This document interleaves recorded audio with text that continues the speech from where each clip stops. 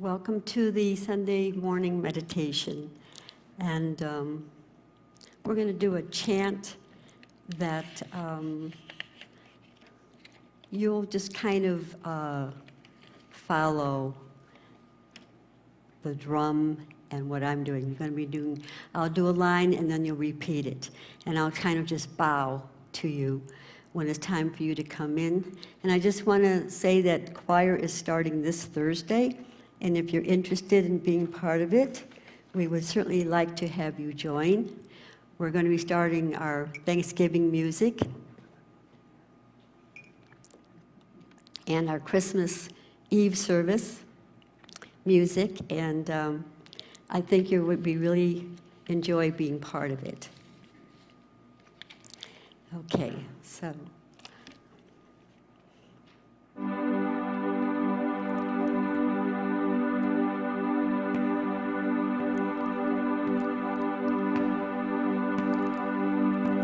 In the temple of silence, in the temple of silence, in the temple of silence,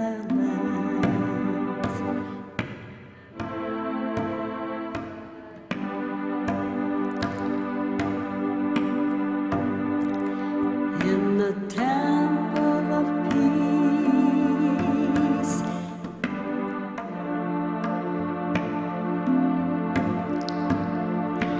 in the temple of peace,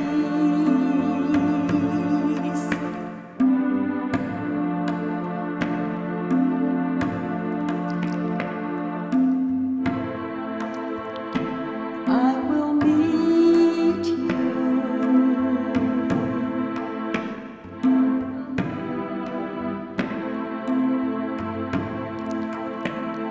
I will meet you.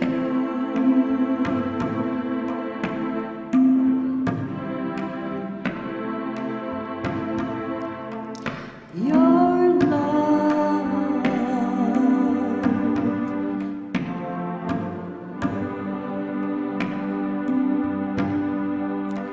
will bring me home,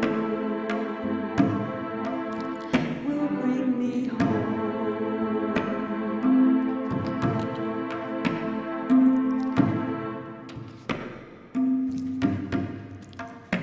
In the temple of stillness,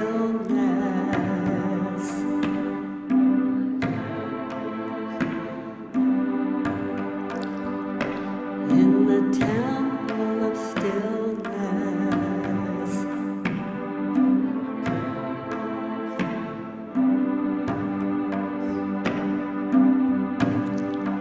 in the temple of love,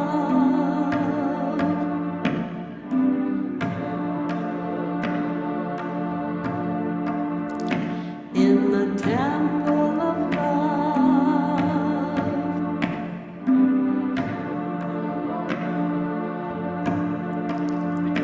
I will know you.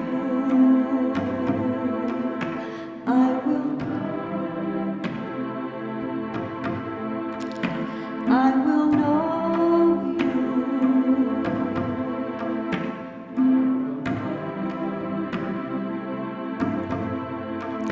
Your peace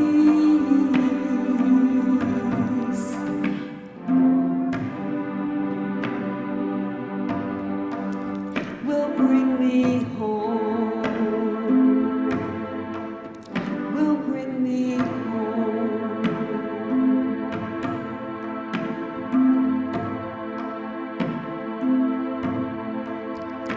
I am sustained by the love of God. I am sustained by the love of God, by the love of God, by the love of God. I am sustained by the love of God. I am sustained by the love of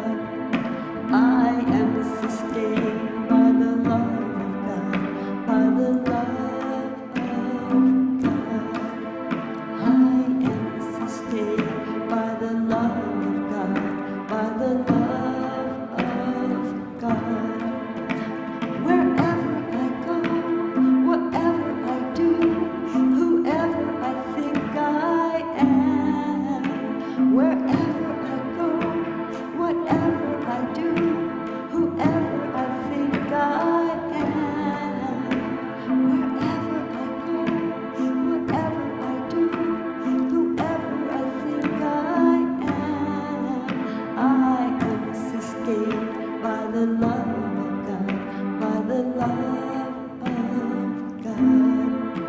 I am sustained by the love of God, by the love of God.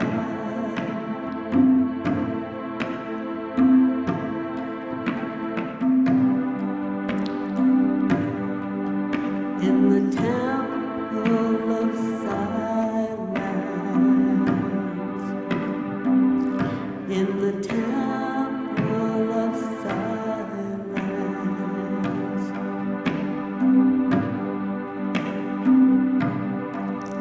in the temple of peace, in the temple of peace, I will meet you.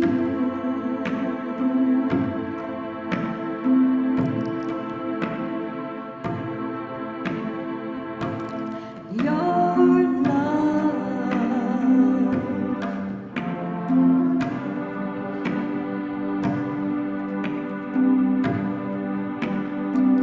will bring me home, will bring me home.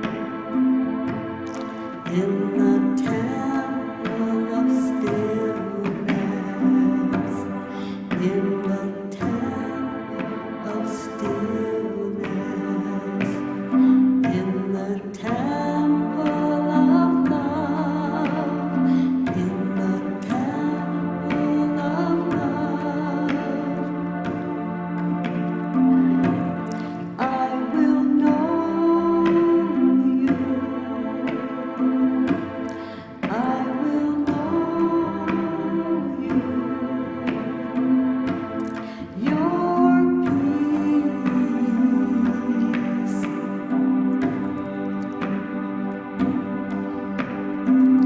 will bring me home, will bring me home. I will come home, I will come home, I will come home, I will come home, I will come home.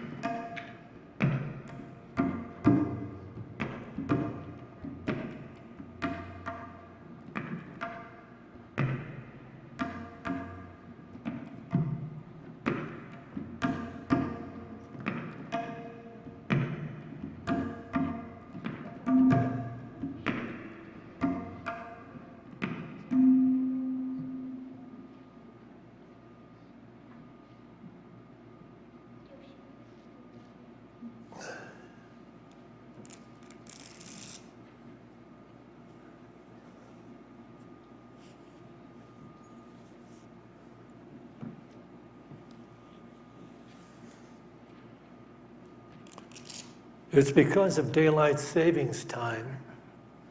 I reset all the clocks in my house very early this morning, and I reset my watch, but I reset it a little bit wrong. So that's why I was late here this morning. Boy, oh boy, let's see, one.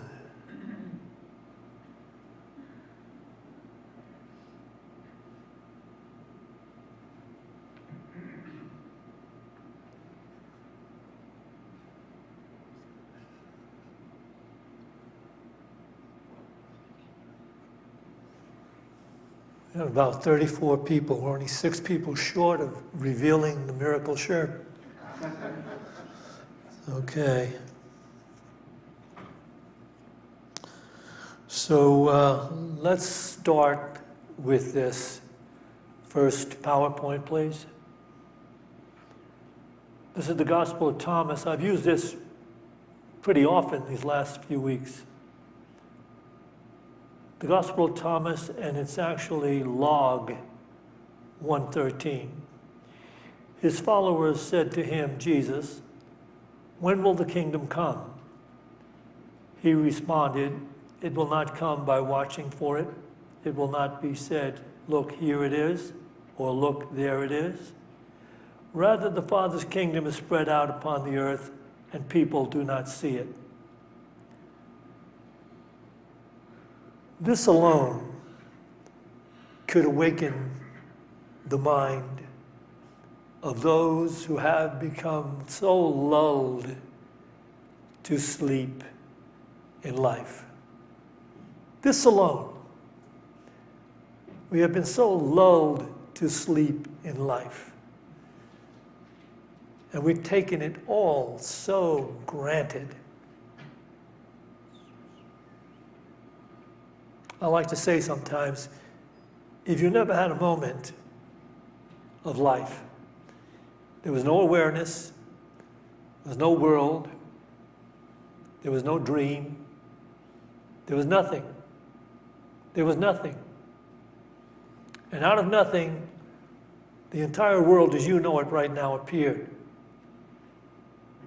with you in it, for 5 minutes.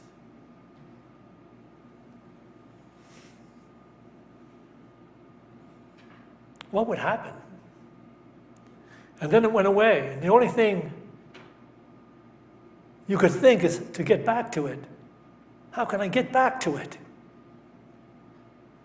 We're talking about mountains and stars, rivers and oceans. We're talking about people. We're talking about cars. We're talking about beautiful creatures and birds. We're talking about sunrises and sunsets. And we pass by it every day. We just walk by it every day without a second thought that, well, it's so ordinary that we're looking for something to stimulate us. So we have to, maybe get some drinks or toke a little more marijuana. I don't know. It's just this. In a world that is almost completely lulled into such sleep that it resents its own being. And that is why it resents things around it. And then it goes on to make conflict and create wars. And we wonder why this total somnambulism, this long taken for granted sleep, creates the inharmony that brings disease upon us. Because disease follows long periods of unhappiness, disappointment, frustration.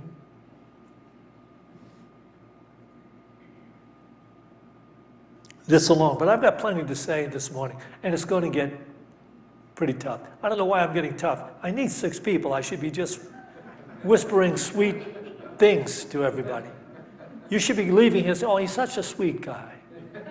Just come. He's sweet. He's really, he's sugar-coated. No, our problem is, the reason why we don't see it is because our minds are encrusted with ego-driven illusions. And the ego is so distorted, it only knows it needs more. It wants more. It needs more stimulus. You see the people that have all this stimulation and going for more stimulation, and they can't get it, they'll take drugs to get it, or they'll do something to get it. Because we don't know what is enough. What is enough? Everybody has enough, just about. I haven't met anybody in Unity lately that doesn't have enough. Every now and then somebody will turn up that's, homeless, and that person doesn't have enough, and that person can be helped out. But everybody has enough to be rejoicing. Anyway, so it's going to get hard here because there are easy ways to say things. And, the religious institutions have figured out how to say things somewhat, in a sugar-coated manner, something like this. Listen to how easy this is to take in and to forget. How easy it is to take it in and forget. Whatsoever you would have others do unto you, do so to them. Oh, what a platitude. And then forgotten. So now I'm going to say it to you the way A Course in Miracles puts it. And here it is. Here's the hard part. The hard part is this is absolute, unchanging truth. What I'm going to put up here is the absolute, unchanging truth. Now, some of you aren't going to handle it. It's okay. And you're surely not going to come back, and I'm going to lose people. We'll never show the shirt. It's all that stuff that I've ever wanted. I just want to show a miracle shirt here. But I have to do this. How many people actually are at that place where you will be offended by a quote from A Course in Miracles? If it offends you, you will not come back. Well, you may even get up and walk out now. How many? Raise your hand if you feel like, I'm not here to handle heavy-duty spiritual stuff. I'm here to feel good about being right. How many people are here to feel good about being right? Raise your hand. You chickens.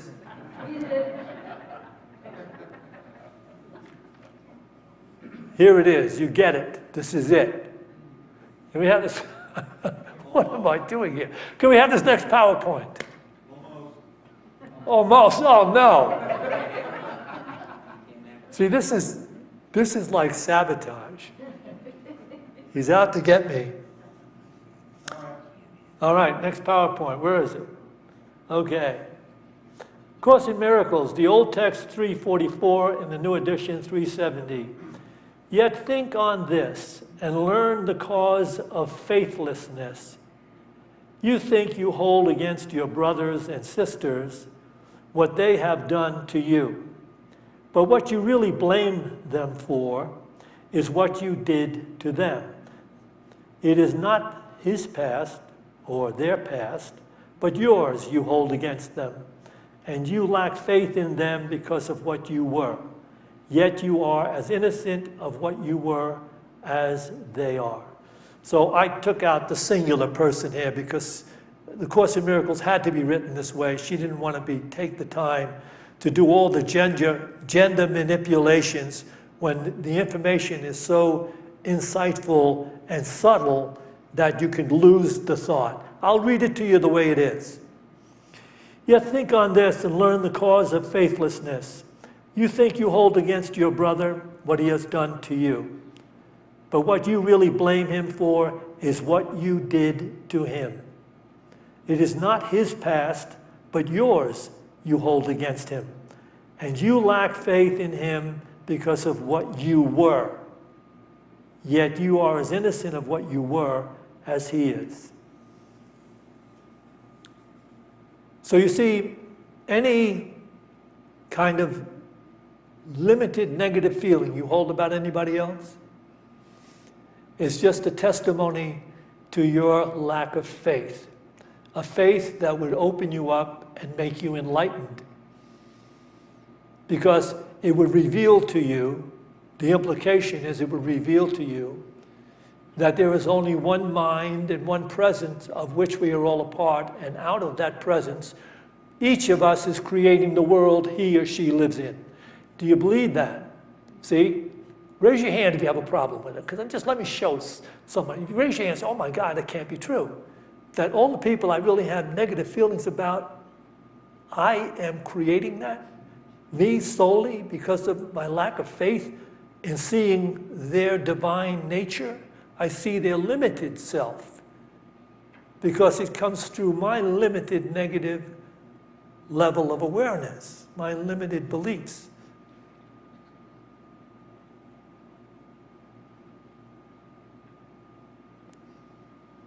And I'll tell you something, stuff like this reaches me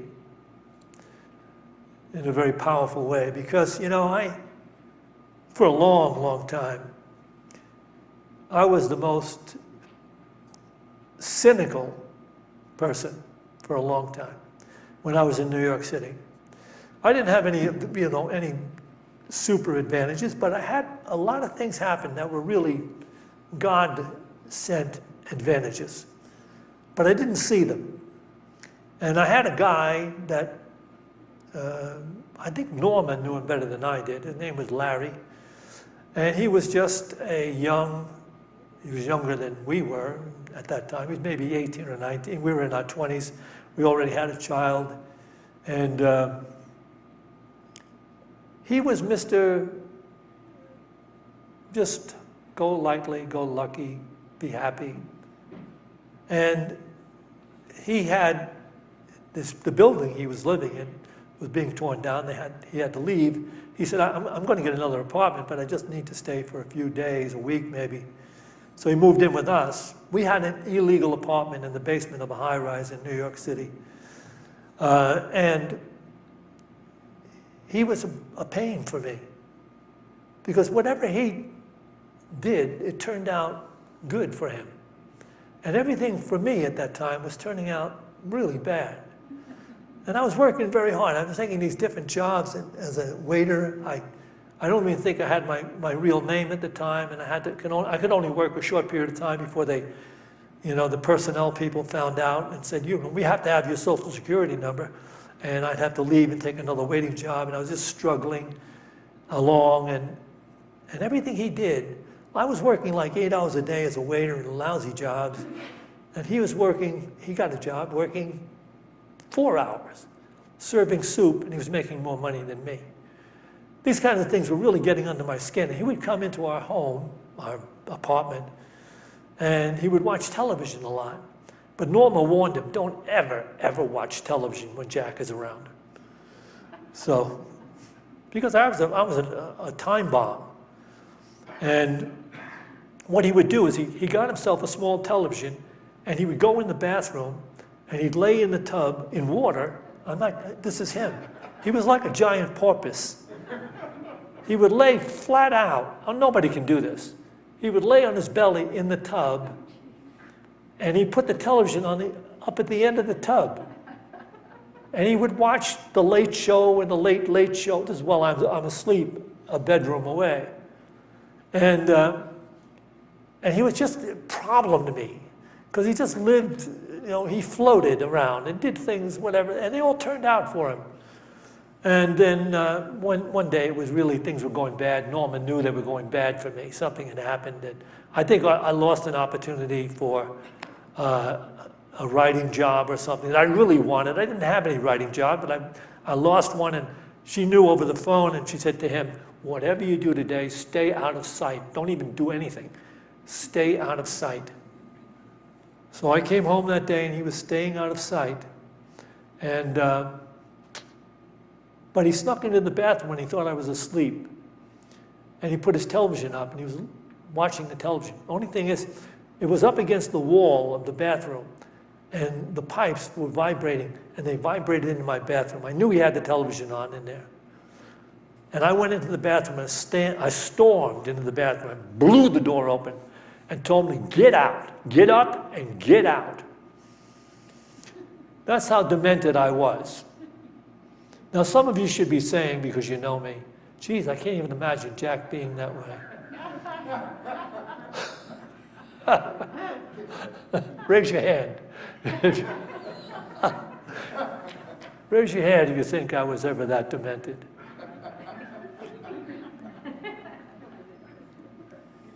Well, I was.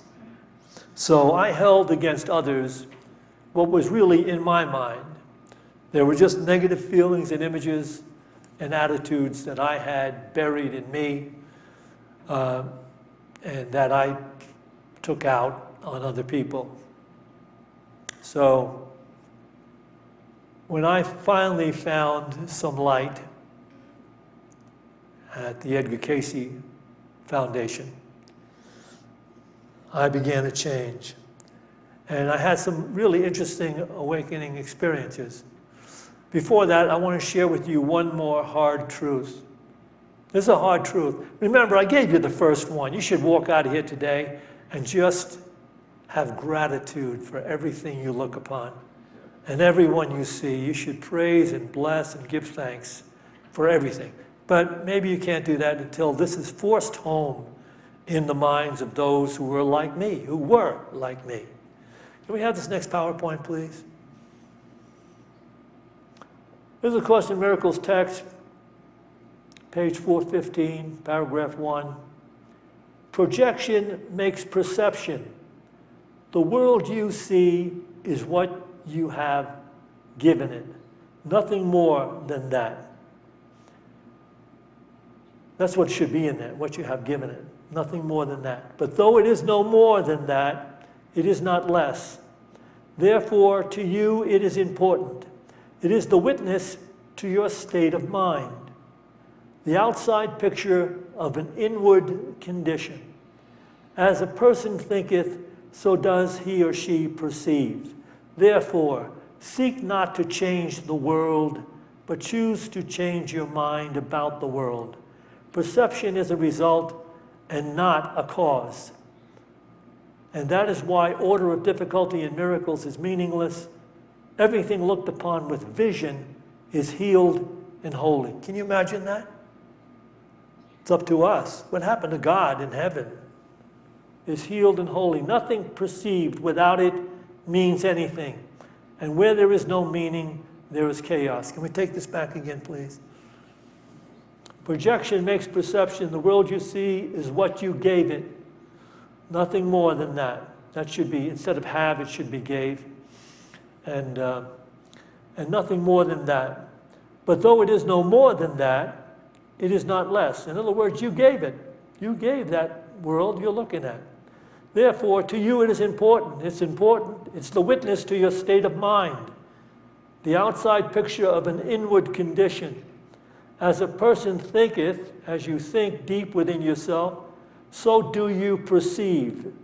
Therefore, seek not to change the world, but choose to change your mind about the world. Perception is a result and not a cause. So if you don't take anything else away today, just listen to that line.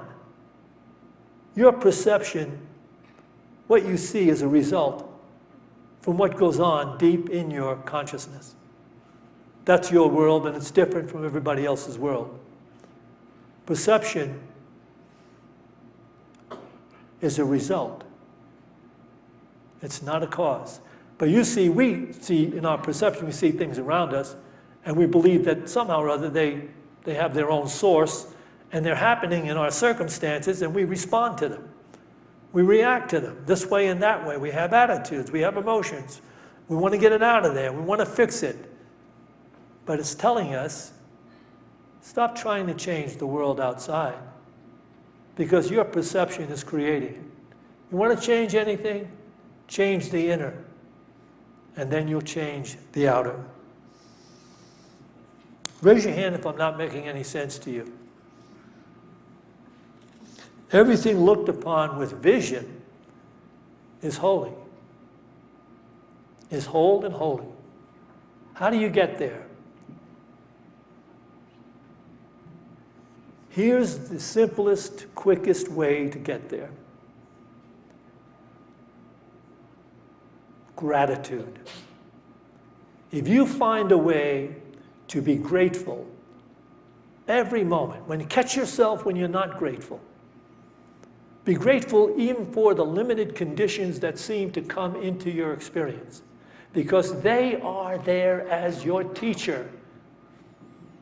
So you say, oh yeah, I can handle this. I can flow with this. I can be in harmony. I'm okay. I'm still okay. Find a way to be grateful, to appreciate. In fact, go out of your way. Be appreciative and thankful to a degree of being almost considered abnormal. Whatever you see, appreciate it. Give thanks for it, wherever it's taking place. Have gratitude, gratitude. And what it's going to do for you, it's going to lead you to a place, listen to this. This is the second thing you take out of here. If you master gratitude, here's what you're going to take with you. Here's what you're going to have. You master gratitude by faking it maybe for a long time, but then when you master it, and it's just automatic for you. When you master gratitude, you are going to feel good. For no apparent reason having to do with the world. You are just going to feel good. And when you feel good, you feel God. You have entered into that love that the Master of Life said you should bestow upon one another. Love your neighbors as yourself because your neighbors are yourself. Find a way to appreciate. Find a way into gratitude. Don't let it go. Be mindful of it when it's not with you and restore it and fake it to the degree that you have to. Oh, boy, we're so close to 40 people, and we should actually count it as 40 because this is Sandy Spahn, the greatest. She's one of the most beautiful beings on the planet Earth. You know why she's coming in a little late? Because she's not supposed to hear this. She knows all this. Jack, it's So, not 40 yet. I think it's about 33 or 35. all right, okay. Can we But, count you and Norma? yes, count us. And so if you have any questions about this talk, you see Sandy.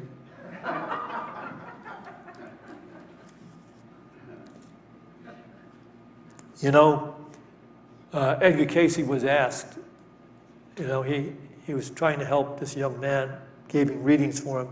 The young man asked him, how long will it take for me to heal the problems in my life? And Edgar Casey responded, how long will it take to change your mind? And then when I was in the ARE in New York City, and we had Swami Rama, who was one of the great swamis. He's the kind of guy that would bury himself for hours without breath. He went to the Menninger Foundation, was able to slow his heart down to a degree they thought it stopped. I mean, he could slow his heart down and stuff like that. So he was really a high dude on that kind of level. And he was at the ARE. When he first showed up in town, he had a little suitcase. That was it. He showed up in New York City and was on his way to becoming very famous, a popular guru. But he spoke at the ARE, which had maybe 35 or 40 people showing up on a Saturday.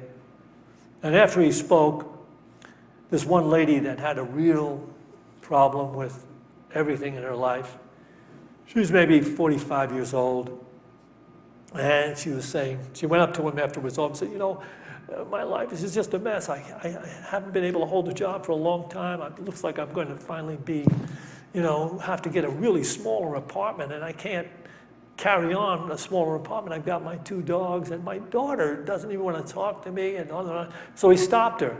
Swami Rama said, wait. He said to her, you don't like your life? She said, no, of course not. I don't like my life. He said, change your mind. And that's all that's being said. Can you imagine now? We have just stepped away from centuries of religion that created pomp and circumstance and golden altars and incense and robes and priesthoods. We stepped away from all of that right now. Stepped away from it all. It's just a lot of stimulation, more stimulation and more lulling us back to sleep. Don't worry about it. You know, it's okay.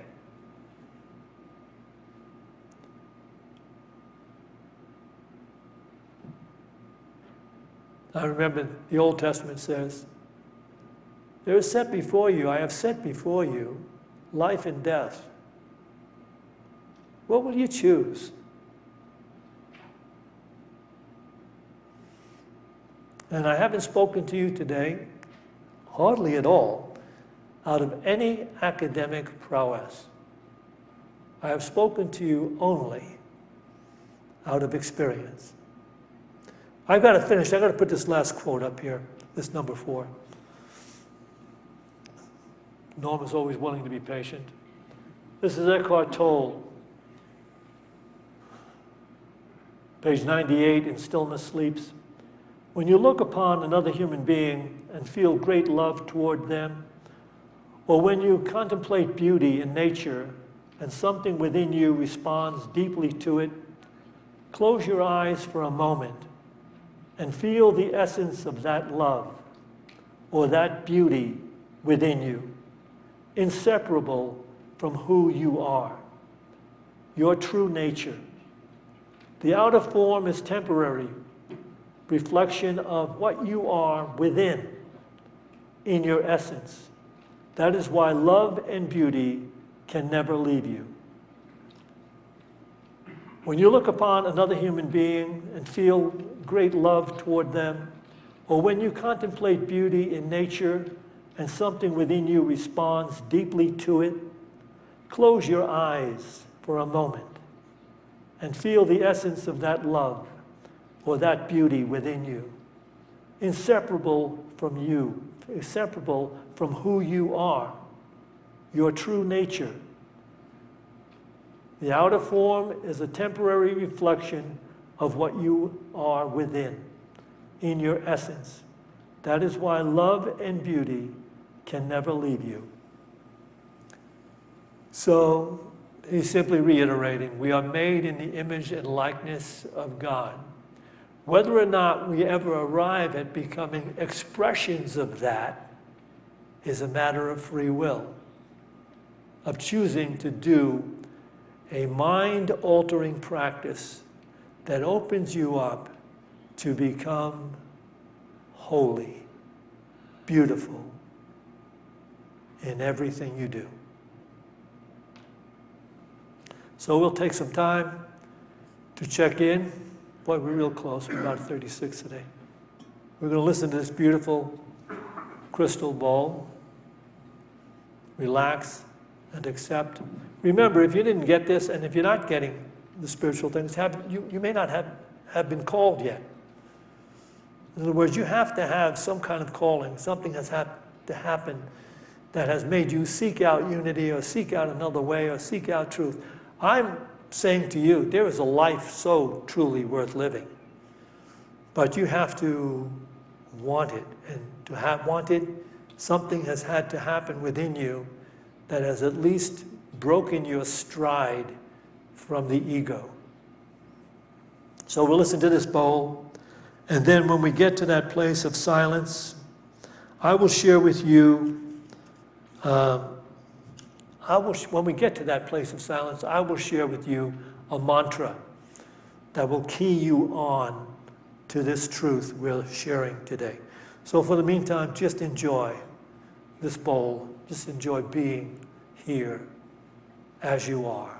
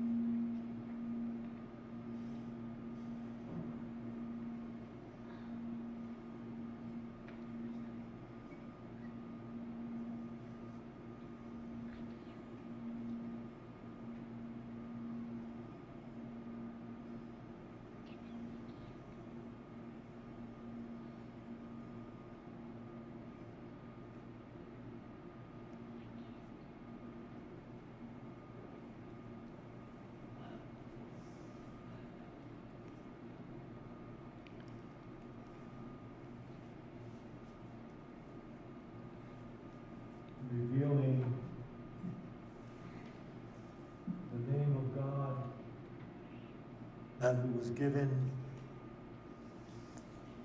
in Exodus 13 to Moses. I am.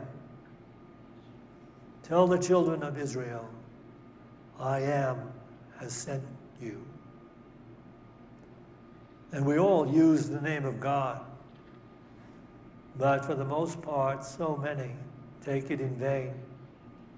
I am weak, I am helpless, I am afraid, I am not worthy, I'm not capable. But let's raise it up. And now we will come to embrace it wholly. Understand it wholly. Take it away from the ego completely with this mantra. I am they. I am he. I am you. I am she. Everything you think of me. Everything you do to me. Be still and know that I am God.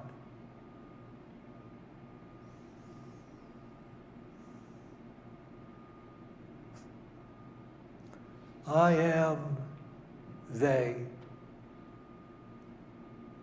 I am she. I am you. I am he. I am the mountains, the rivers, the forests, the stars, and the sea. Everything you think of me. Everything you do to me. Be still and know that I am God.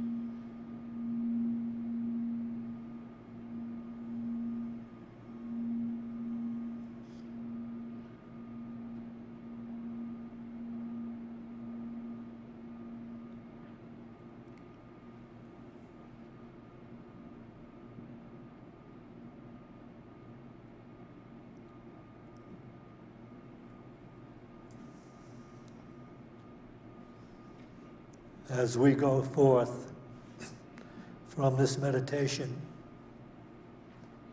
to those places we seemingly occupy in time and space. Let us go forth with a greater determination to prove gratitude for this opportunity in every moment, to prove gratitude. Let us be grateful.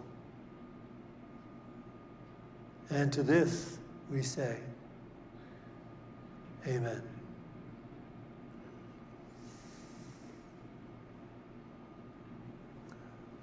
We will take an offering for unity now. And do we have people taking this offering? Yes, if you want to make a physical offering, we'll be passing out the baskets or the bags. And those of you that are watching on live stream, you can scroll down to the place that says donate, and it will tell you how you can donate. Okay. And so let's bring to mind that gift, that financial gift you'd like to make to keep Unity of Boulder going. And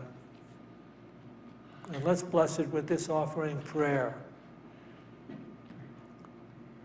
Divine love, through me, blesses and multiplies all that I have, and all that I give, and all that I receive, because I give. And so it is.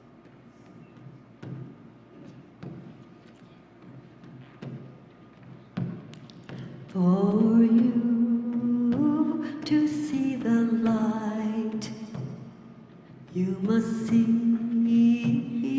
the light in all people, in all people. For you to see the light, you must see the light in all people, in all people, in all people.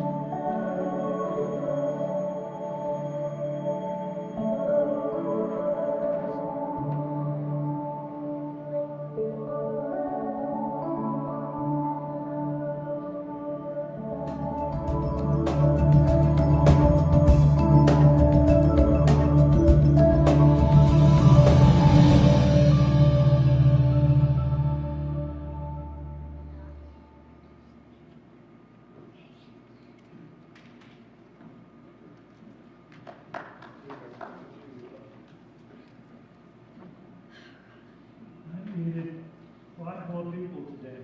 So gather 5 people. Maybe next week, we'll just get in our cars and go out and find the number of people we need. Okay. This is all, we put this in a miracle show. And you will be blown away by it. Just think about it. Okay, see you next Sunday.